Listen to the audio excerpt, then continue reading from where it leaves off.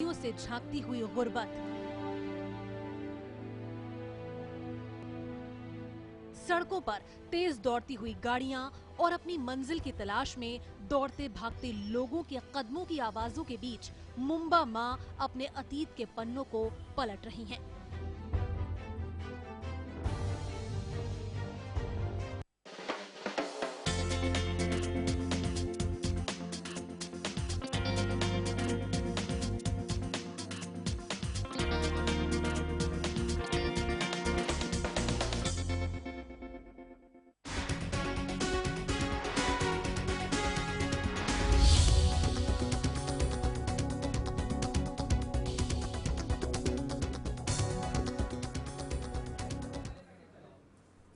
नमस्कार, lemon news में आपका स्वागत है। मैं हूं जॉन जैदी। दिन भर की खबरों से आपको करेंगे बाखबर, लेकिन सबसे पहले नजर डालते हैं आज की हेडलाइंस पर।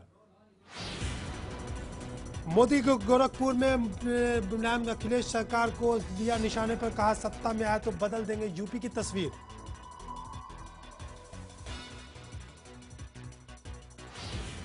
बाला साहेब की 27वीं जयंती पर शिवसेना ने मनाया प्रतिज्ञा दिवस। सोमैया मैदान में उद्धव ठाकरे ने दिलाई शिव सैनिकों को प्रतिज्ञा।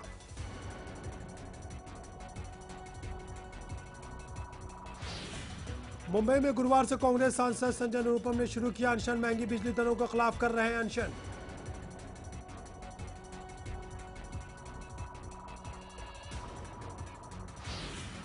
कांग्रेस उपाध्यक्ष राहुल गांधी ने कुमार विश्वास पर साधा निशाना, कहा बहुत लोग यहां आते जाते रहते हैं, अमेठी से मेरा प्रेम का रिश्ता।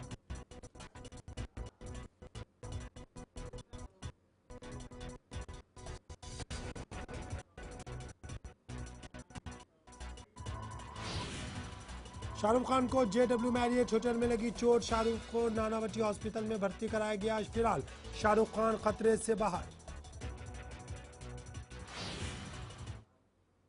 अब खबरें विस्तार से। शिवसेना के संस्थापक बाला साहब ठाकरे की जयंती पर शिवसेना की महारैली को संबोधित करते हुए उद्धव ठाकरे ने कहा कि लाल किले से पीएम मनमोहन सिंह अपना आखिरी भाषण देंगे। और क्या कुछ कहा उद्धव ठाकरे ने इस सभा में, आइए देखते हैं।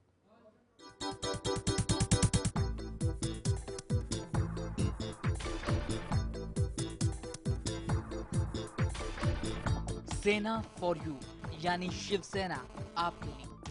नए दौर, नई सोच और डिजिटल एरा में शिवसेना ने भी डिजिटल एप्लीकेशन देकर नए सियासी चक्रव्यूह में कदम रखा।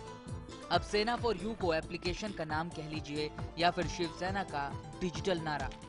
बाला साहेब की जयंती के मौके पर बिखरती हुई शिवसेना को एक बंधन में बांधने के लिए प्रतिज्ञा दिन मनाया गया।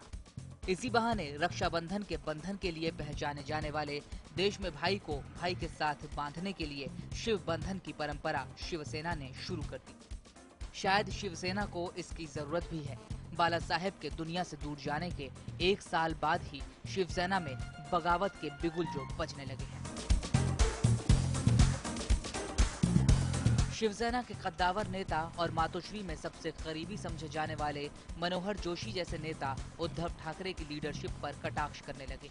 नाराजगी और मुआफीनामे के बाद मनोहर जोशी की मजबूरी उन्हें शिवसेना में बने रहने पर मजबूर करती रही। इसलिए वो अभी तक शिवसेना में बने हैं और इस भाईचारे के बंधन का धागा बांधने के लिए प्रतिज्ञा दिन के मंच पर भी आज मौजूद हैं। बाला साहेब के बाद शिवसेना सांसद मोहन रावले ने शिवसेना का साथ छोड़ दिया। निशाने पर इस बार उद्धव ठाकरे और उनके पीए मिलिंद नार्वेकर रहे। शिवसेना से जुड़े नेताओं के दूर जाने की रस्म काफी पुरानी। राज ठाकरे, छगन भुजबल, राणे, संजय निरुपम जैसे नेता शिवसेना का साथ छोड़कर दूसरी पार्टियों के कद्दावर नेता बन चुके हैं। फिर भी शिव सैनिकों को बांधने के लिए शिव बंधन की जरूरत नहीं पड़ी, क्योंकि बाला साहब की मौजूदगी ही काफी थी। लेकिन अब उद्धव ठाकरे को भी नए सियासी माहौल में खतरे का एहसास हो चुका है। एक तरफ युति की सहयोगी बीजेपी मोदी की कयादत में महाराष्ट्र में तेजी के साथ आगे बढ़ रही है, वहीं मराठियों को मन से पहले से खींचती चली आ रही है। आगे भी मराठी युवा राज ठाकरे की आक्रामकता पर न्योछावर हैं। एक तरफ कांग्रेस कमजोर पड़ी है तो आम आदमी पार्टी भी शहरी वोटरों को खींचने के लिए आगे आ रही है। ऐसे में अपनी लीडरशिप पर कटाक्ष सह सह कर थक चुके उद्धव तेज तरार नेता के तौर पर अपने बेटे आदित्य को प्रोजेक्ट करने में लगे हैं। लेकिन आदित्य के लिए सियासी जमीन तैयार करने के लिए शिव सैनिकों को बांधे रखना जरूरी है, ताकि आदित्य ठाकरे उस पर अपनी राजनीतिक फसल उगा सके। इसलिए शिवाजी के नाम पर बनी पार्टी शिवसेना को शिव बंधन की भी जरूरत पड़ गई। अब भले ही इस धागे का बंधन सियासी हवाओं के थपेड़े से ज्यादा दिन न चले, लेकिन उद्धव ठाकरे को वक्ती सुकून जरूर दे रहा है। Bureau report, lemon news.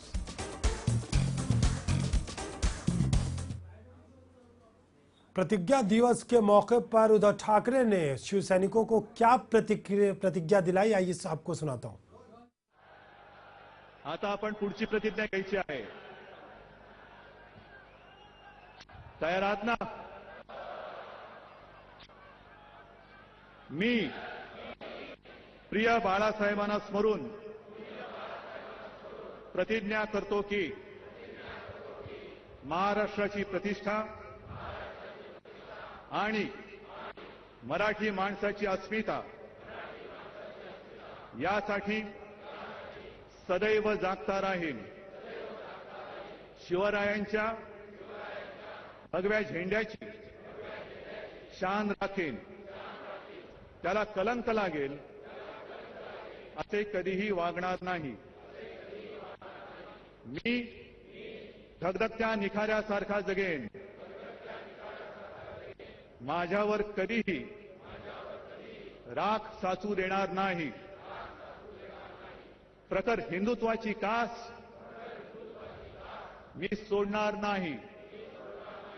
Bharat मातेच्या सौभाग्याच्या रक्षणासाठी मराठी बाणा दाखवेन। देशावर हिरवे संकट येऊ देणार नाही। मी महाराष्ट्राच्या 105 हुतात्म्यांना शब्द देऊन प्रतिज्ञा करतो की महाराष्ट्रातून मस्तवाद, सत्ताधुंद काँग्रेसला सत्तेवरून खाली खेचेल। महाराष्ट्रात शिवशाहीचे राज्य आणीन। गोरगरीब जनता, शेतकरी आणि माता भगिनींच्या आयुष्यात सुखात समाधानाचे क्षण आणून शिवसेना प्रमुखांचे स्वप्न पूर्ण करेन। जय हिंद, जय महाराष्ट्र, वंदे मातरम। आवाज कुणाचा? मोदी ने गोरखपुर में सीधे सीधे यूपी सरकार को ललकारा है। मोदी ने कहा है कि समाजवादी पार्टी ने पूरी तरह से यूपी को बर्बाद करके रख दिया है। मोदी ने साफ साफ कहा कि यूपी की तस्वीर बदलने के लिए मुझे 60 महीने चाहिए। श्वेत क्रांति लाकर यूपी की तस्वीर बदली जा सकती है। मुलायम अखिलेश कभी भी यूपी की तस्वीर नहीं बदल सकते। वो यूपी को कभी भी गुजरात नहीं बना सकते। गुजरात बनाने के लिए 56 इंच का सीना चाहिए। नेताजी को पता नहीं है कि यूपी में न तो नौजवानों को रोजगार है और न ही सुरक्षा। यूपी देश की तस्वीर बदलने का मादा रखता है।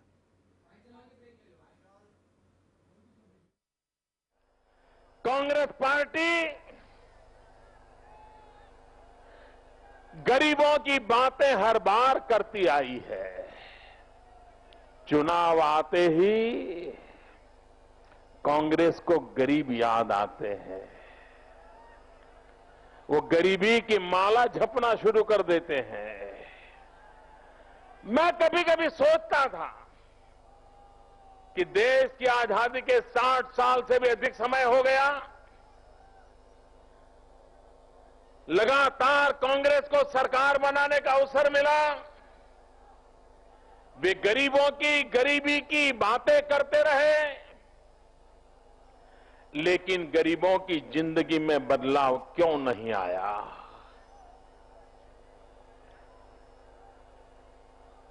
साठ साल में बदलाव ना आए,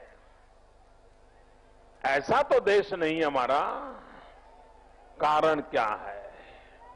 भाइयों बहनों, इसका जवाब मुझे मिल नहीं रहा था।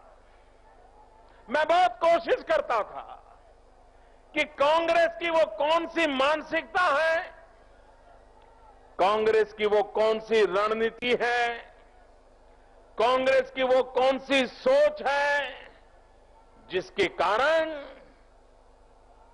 गरीबों के इतने वोट मिलने के बाद भी उनका छोटा मोटा हर नेता गरीबों की बात करता है, उसके बावजूद भी देश में गरीबी लगातार बढ़ती क्यों चली जा रही है? इस सवाल का जवाब मुझे अभी अभी मिल गया है।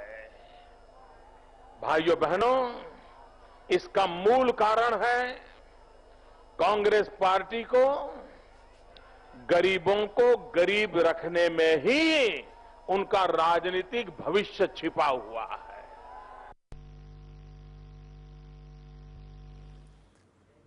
फिलहाल वक्त चला एक छोटे से ब्रेक का। ब्रेक के बाद हम फिर हाजिर होंगे। आप देखते रहिए लेमन न्यूज।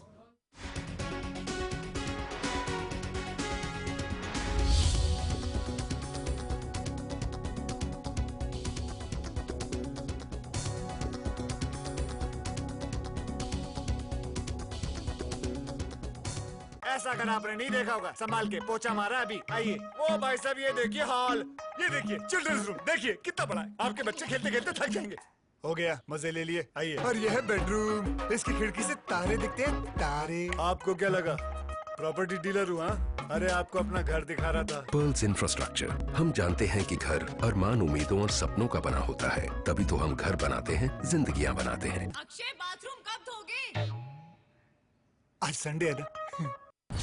बैंक ने ही लूटा अपने कंज्यूमर के पैसे, बिना बताए कराया इंश्योरेंस, बिना हस्ताक्षर पैसे निकालने का आरोप। कंज्यूमर की लुट गई जिंदगी भर की कमाई। बैंक से कोर्ट तक का चक्कर लगा रहा senior citizen. Totally illegal form से ये पैसा ट्रांसफर किया। जल्द आ रहा बैंक का एक और चेहरा। देखिए सिर्फ लेमन न्यूज पर।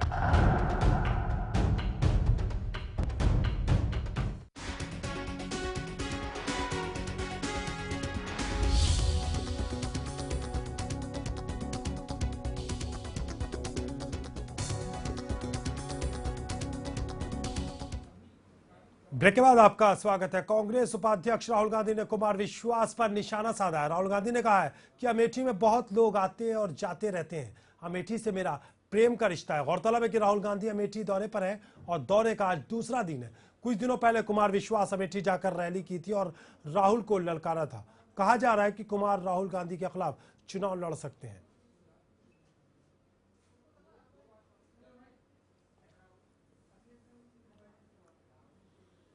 वाराणसी में सीएम अखिलेश यादव ने फिर कई बड़ी बड़ी बातें की और अखिलेश यादव ने कहा कि राज्यों की अपेक्षा यूपी में ज्यादा विकास हुआ है।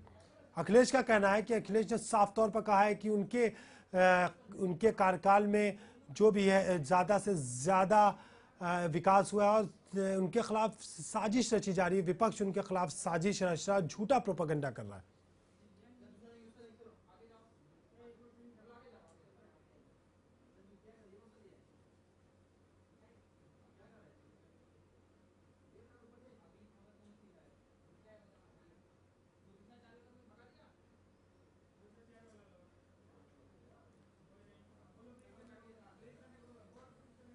आपको बता दें कि राहुल गांधी अखिलेश यादव ने आज वाराणसी में रैली की और काफ़ी तादाद में रैली में भीड़ भी थी और भीड़ को देखकर अखिलेश यादव ने खासी बड़ी बड़ी बातें भी की और साथ ही मुलायम सिंह ने भी आवाम को संबोधित किया और उन्होंने कहा कि वो यूपी को गुजरात नहीं बनाना चाहते क्योंकि मोदी के हाथ खून से रंगे हैं।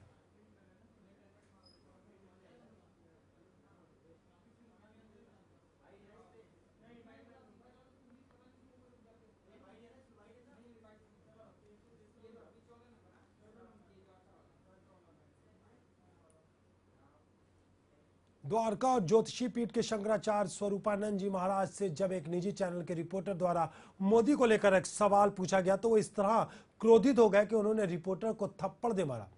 आपको बता दें कि स्वरूपानंद जी आज़ादी की लड़ाई में हिस्सा ले चुके हैं, लेकिन इस तरह से प्रश्न के जवाब में थप्पड़ दे मारना कितना सही है या गलत, ये तो उनके मानने वाले और उनके प्रवचनों को सुनकर उनकी राह पर चलने वाले ही सही बता सकेंगे और तय कर सकेंगे कि शांति धैर्य की बात करने वाले एक बुजुर्ग शंकराचार्य का इस तरह से थप्पड़ मारना कितना जायज है।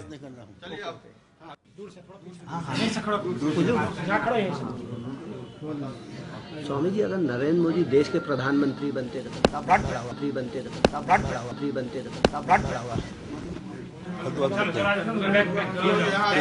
बात नहीं करना हूँ।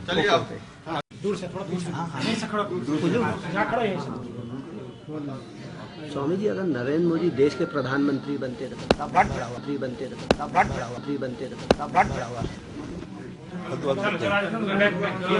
राजनीतिक बात नहीं करना हूँ।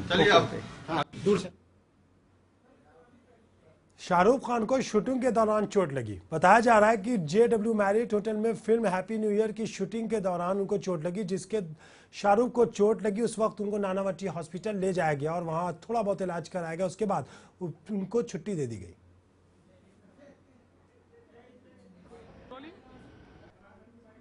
अच्छा, क्या हुआ क्या था उसके बारे में? एक दरवाजा गिर गया उनके सर पे। अभी वो ठीक है, सब करा दिया MRI, ठीक है।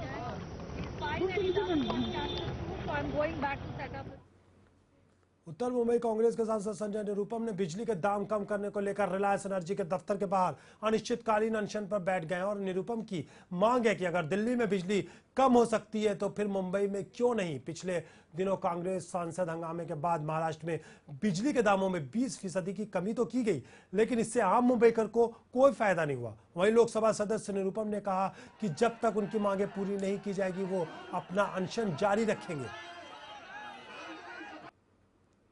डिमांड की कि आपके बिलों में आपका जो बिजली बिल होता है उसमें 2-3 तरह के सरचार्जेस,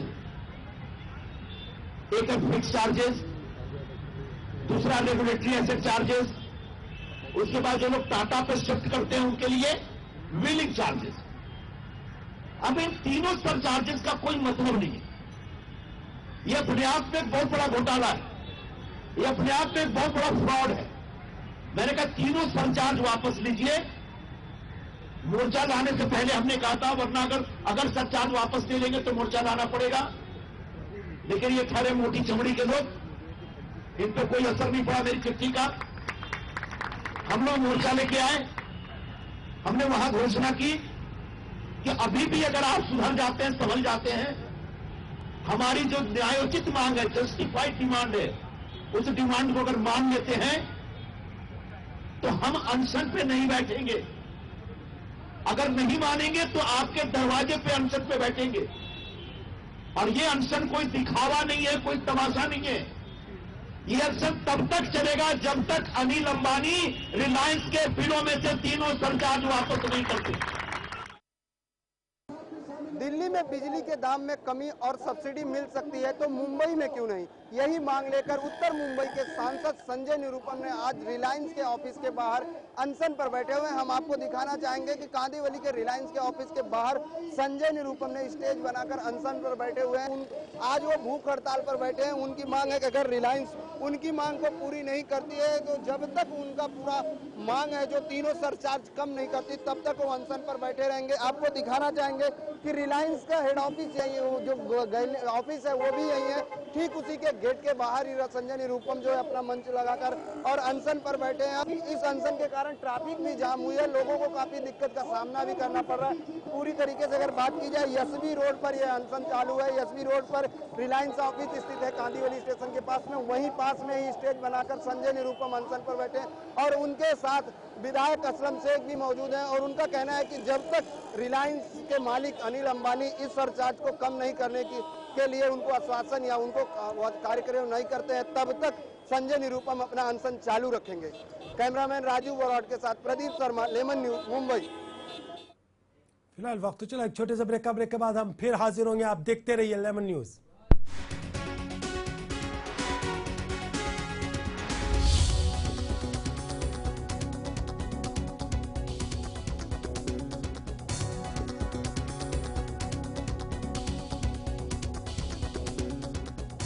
ऐसा अगर आपने नहीं देखा होगा, संभाल के पोछा मारा अभी। आइए। ओ भाई साहब, ये देखिए हॉल, ये देखिए चिल्ड्रंस रूम, देखिए कितना बड़ा है। आपके बच्चे खेलते खेलते थक जाएंगे।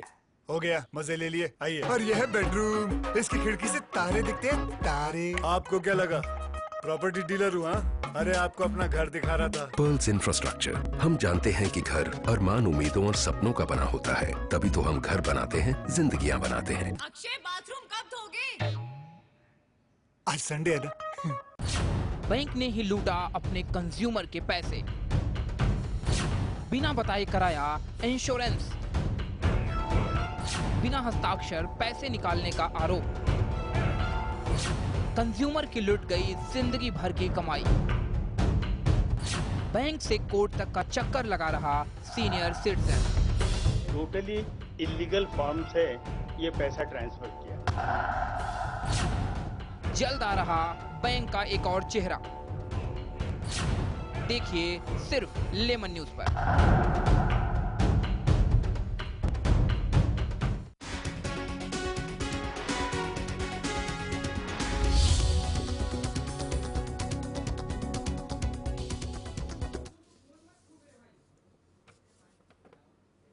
ब्रेक के बाद आपका स्वागत है। अब हम बात करते हैं गुजरात की एक बड़ी खबर की तरफ रुख करेंगे। गुजरात सुप्रीम कोर्ट ने गुजरात के रेवेन्यू मिनिस्टर आनंदीबेन पटेल को करोड़ों की जमीन इंडीगोल्ड कंपनी को गैर तरीके से देने के आरोप में दोषी पाया और उनको ये फैसला सुनाया कि उनको 5 करोड़ जुर्माने के तौर पर चुकाना पड़ेगा। आपको बता दें कि 2009 में कच्छ के कुकम और मोटी रेडल गांव में 2 लाख कोर्स मीटर की जमीन थी, जिसको औने पौने दाम में इंडीगोल्ड कंपनी को दिया गया है। अधिक जानकारी के लिए हम रुख करते हैं हमारे संवाददाता महिपाल सिंह। महिपाल जी, क्या है पूरा मामला? 2009 में आनंदीबेन पटेल जब महसूल मंत्री थी तो उन्होंने एक जगह पे कच्छ की 2 गांव की जमीन थी, 2500 मीटर के आसपास की जमीन थी, 2500 एकड़ के आसपास की। तो उन्होंने वो जमीन है तो वो इंडीगोल्ड करके कंपनी है उसको संपादित कर दी थी जी। वो गैर कानूनी था, उसी को लेके सभी ने हाई कोर्ट, ये सुप्रीम कोर्ट में रीट की थी। तो सुप्रीम कोर्ट ने ये गैर कानूनी बताया और उनको 5 करोड़ का जुर्माना यानी भरने के लिए सुप्रीम कोर्ट ने आज दिया था। तो विरोध पक्ष के पूर्व नेता जो शक्ति सिंह गोयल थे तो उन्होंने ये सब की आरटीआई मारी और ये सब जांच कराई और ये मामला पूरा मीडिया में प्रदर्शित किया कि इन्होंने इतना किया है। तो आज उनको उसी बारे में जब हमारे रिपोर्टर ने ये पूछा कि आनंदी जी आपको ये पता है, तो आनंदी जी ने ये बताया हिम्मतनगर जो साबरकांठा स्थित है तो वहाँ पे जब वो मोदी जी का एक आयोजन है 26 जनवरी का प्रजासत्ताक पर्व पे, उनका एक बड़ा सा आयोजन है 40 करोड़ के खर्चे पे, वो वहाँ पे उसका उद्घाटन करने के लिए आई थी। तब उनको ये प्रश्न किया गया कि ये सब जो मामला है आपको 5 करोड़ की फिटकार हुई है तो वो बात सच है? तो उन्होंने ये बताया कि मैं तो भाई सुबह से बाहर हूँ, मुझे कुछ पता नहीं है।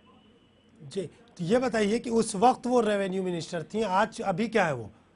अभी भी वो महसूल मंत्री ही है जी और शहरी विकास में भी है वो। तो अभी भी महसूल मंत्री वो नहीं हो सकते, अभी भी उनका इतना घोटाला बाहर आया तो देखने जाए और जांचने जाए तो इससे भी बड़ा घोटाला बाहर आने की आशंका भी है। तो ये बताएं कि जी ये बताइए कि किस बिहाफ पर इनको जमीन दिया गया, किस आधार पर, क्या वजह बता के उनको जमीन दी गई?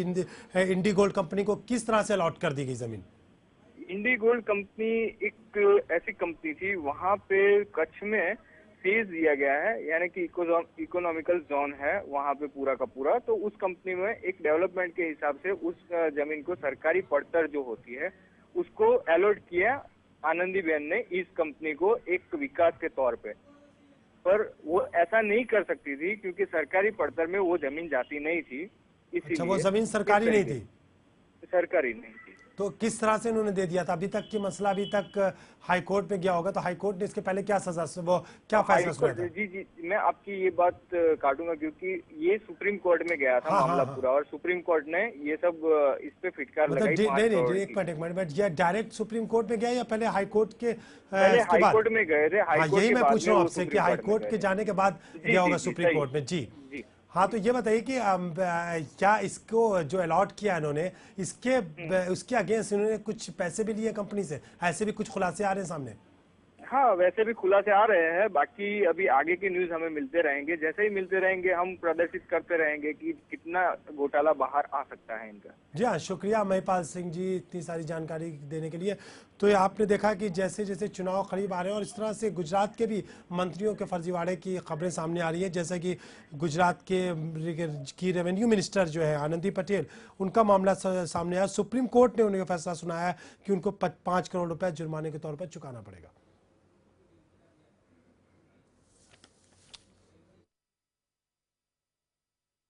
धीरे धीरे उद्बोधित करશે આશીર્વાદ આપશે એ છે કે આત્મા પ્રોજેક્ટ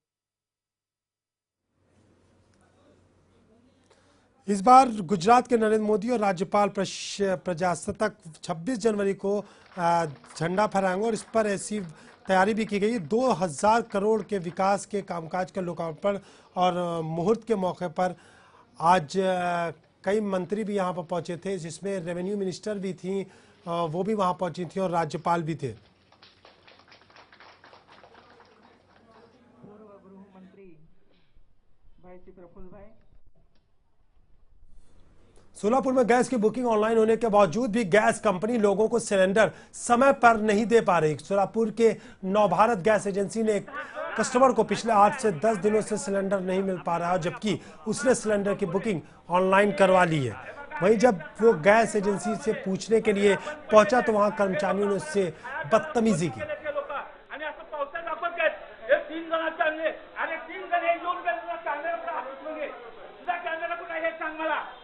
हे लोक पावत्या गोळा करून विकून खातात आणि हे गरीबाला चक्र मारायला लावतात। मी 10 कार्ड आणीन, अरे हमारी करणारा काय 100 केलाय काय असं काय केलंय का?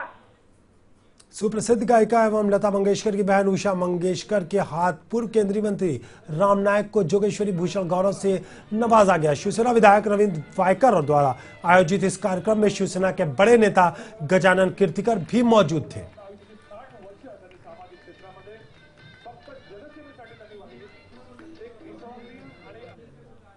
नवी मुंबई के तलोजा जेल में एक 27 साल के युवक ने आत्महत्या कर ली। युवक का नाम पंकज अवध नारायण सिंह है। पंकज की लाश सुबह 4 बजे शौचालय में मिली। बताया जा रहा है कि आरोपी युवक ने खुद को एक चद्दर से बांधकर फांसी लगा ली थी, लेकिन ये बात अभी तक पूरी तौर पर साफ नहीं हो पाई है कि ये हत्या है या फिर ये आत्महत्या।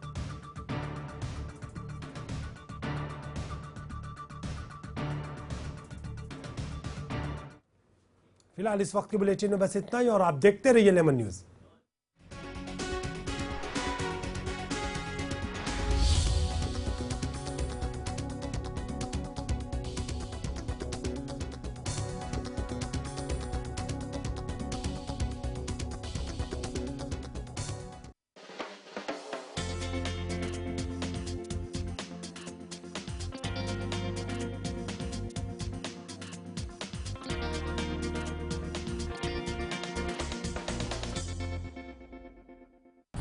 बैंक ने ही लूटा अपने कंज्यूमर